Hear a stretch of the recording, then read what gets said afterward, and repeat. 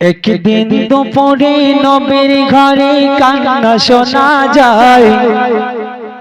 একদিন দুপুরে নবীর ঘরে কান্না শোনা যায়।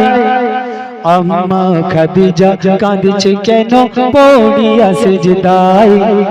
আম্মা খাদিজা কাঁদছে কেন পড়িয়া সিজদায়। আম্মা খাদিজা কাঁদছে কেন পড়িয়া সিজদায়। আম্মা খাদিজা কাঁদছে কেন পড়িয়া সিজদায়। যখন মা খাদিজা রাদিয়াল্লাহু তাআলা আনহা সিজদায় পড়ে কাঁদছে আর বেটি ফাতেমা ছুটে ছুটে আল্লাহর রাসূলের দরবারে গিয়ে কি বলছে কবি লিখছে দেখো। মা ফাতেমা ছুটে ছুটে নবীর দরে যায়।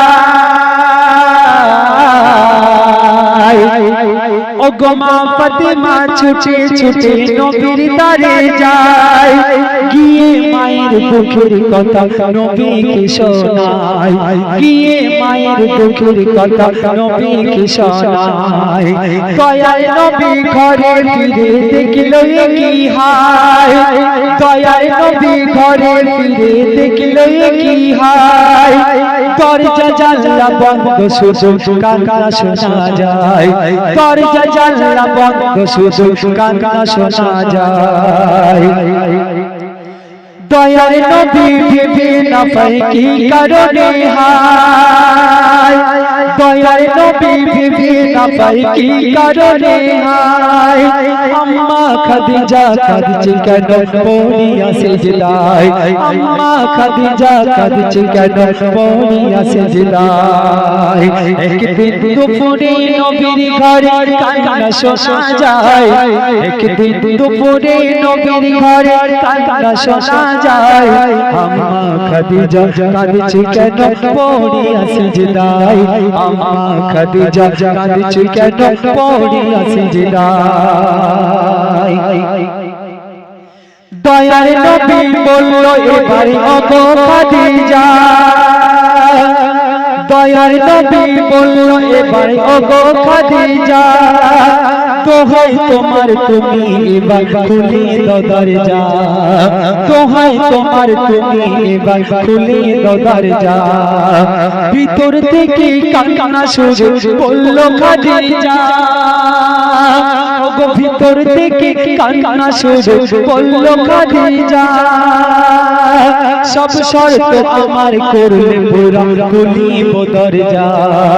সব শর্ত আমার করলে পুরা খুলিব দরজা। দয়ার নবী বলে ওগো বিবি খাদিজা। সব শর্ত আমি করব পুরা দিলাম আজ কথা।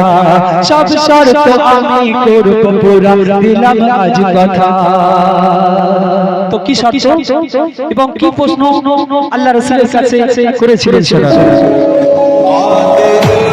প্রথম শর্ত হলো আমি মরিব যখন।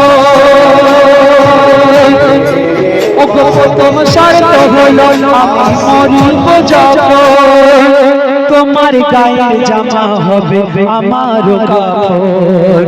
তোমার গায়ের জামা হবে আমার কাপড়। আর যে কবরে সবাই আমার করিবে দাফন।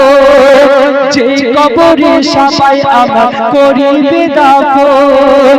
ওই কবর যেন পাই গো নবী তোমার বদন।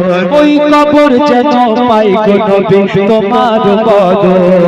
আর মুনকার নেকি আসবে যখন আমার কবরে। মুনকার নেকি আসবে যখন আমার কবরে। থাকবে তুমি সেই সময় আমার কবরের ধারে। থাকবে তুমি সেই সময় আমার কবরের ধারে। একদিন দুপুরে নবীর ঘরে কান্না শোনা যায়। একদিন দুপুরে নবীর ঘরে কান্না শোনা যায়। আম্মা খাদিজা কাঁদছে কেন পড়িয়া সেজদায় আম্মা খাদিজা কাঁদছে কেন পড়িয়া সেজদায় শেষ কথা শুনবে কবর মাঝে মুনকার দেখি সওয়াল জবাব চায় ওগো কবর মাঝে মুনকার দেখি সওয়াল জবাব চায় ওই আরশ থেকে আল্লাহ তাআলা জবাব দিয়ে দেয় আল্লাহ রাসূলের কাছে এই তিনটি আবদার করেছিলেন যে যখন আমি মরে যাব তোমার গায়ের জামা হবে আমার কাফন আর আমার যখন কবরে শোয়াবে তুমি কবরের চারিধারে একটু ঘুরে আপনার নূরের স্পর্শ দিয়ে আসবে কবরের মধ্যে আর তিন নম্বর প্রশ্ন হলো মুনকার নেকি যখন সওয়াল জবাব করতে আসবে সওয়াল জবাবের উত্তরটা কবরের পাশ থেকে আপনি দিয়ে দেবেন আল্লাহ পাক দুটি শর্ত আমার নবীর কাছে দিয়েছিলেন আর একটি মাত্র শর্ত স্বয়ং আল্লাহ নিয়েছিলেন মা খাদিজা রাদিয়াল্লাহু তাআলা আনহুকে স্বয়ং আল্লাহ পাক এতটুকু ভালোবেসেছে জিবরাইলের মারফতে আল্লাহ রাসূলের কাছে জানিয়ে দিয়েছিলেন যে যাও জিবরিল চলে যাও আমার প্যারা হাবিবের কাছে গিয়ে বলো যে মা খাদিজার মুনকার নেকির প্রশ্নগুলো আমি আরশে আজিম থেকে দিয়ে দিলাম তাই সত্য কবি বলছে দেখো কবর মাঝে মুনকার নেকি সওয়াল জবাব চায় ওই আরশ হতে আল্লাহ তাআলা জবাব দিয়ে দেয় ওই আরশ হতে আল্লাহ তাআলা জবাব দিয়ে দেয় সাইফুদ্দিন আমিনী করো শেষ কবরেরই ভয় আমার মা বোনেরা করো শেষ কবরেরই ভয় আমার মা বোনেরা করো শেষ কবরেরই ভয় যে কবর মাঝে আমল ছাড়া কোনো গতি নাই যে কবর মাঝে আমল ছাড়া কোনো উপায় নাই একদিন দুপুরে নবীর ঘরে কান্না শোনা যায় একদিন দুপুরে নবীর ঘরে কান্না শোনা যায় আম্মা খাদিজা